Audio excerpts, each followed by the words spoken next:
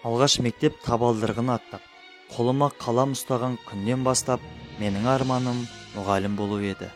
Қазір мен өз арманыма жеттім деп ойлаймын. Және маған дәріс берген ұстаздарыма, ата-анама алғысым шексіз.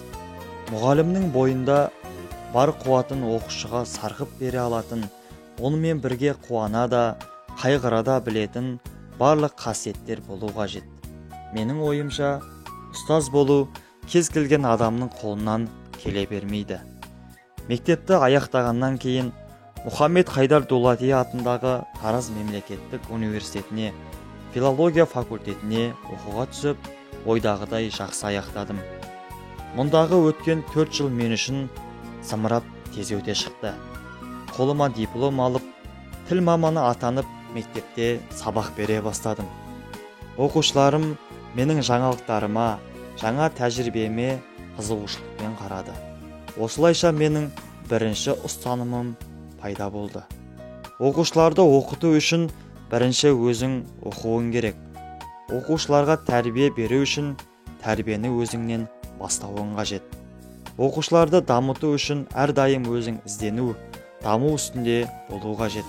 Сонда ғана осы мамандыққа лайықпын деп санаймын. Бәрі бірден жақсы болып кете қойған жоқ. Мен көп іздендім. Ұстаз сөзінің мәнін түсінуге тырыстым және ұқтым да. Осылайша мен өзімнің екінші ұстанымыма келдім. Биіктерге жету үшін болашаққа көз жүгіртіп, өз идеалымды таба білуім керек.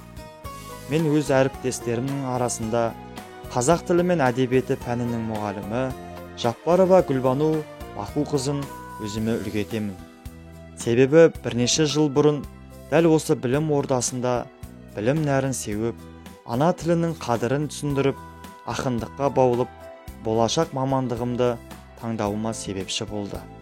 Мектеп қабырғасында ұстаздардың шәкірттерге «Сендер бізді шабыттандырушы күшсіңдер» деп айтқан сөздері құлағымда әлі жаңғырады. Және осы бір сиқырлы сөздердің мәнін өзім ұстаз болғанда түсіндім де. Өткені адам еңбегінен қуаныш таба білсе ғана шабыты арта түседі. Зор ықылас, шабытпен істелген іс биігіне жеткізетін қанат. Ал менің қанаттарым шәкірттерім.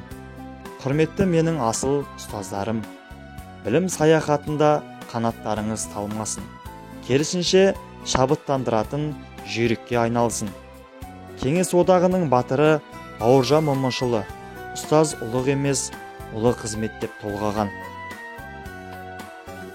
Ұстаз жайлы кім жырын құрамапты, жібермейді ешқашан рағатты. Мерекең құтты болсын алдыменен, еңбек етер ұстаздар ұлағатты.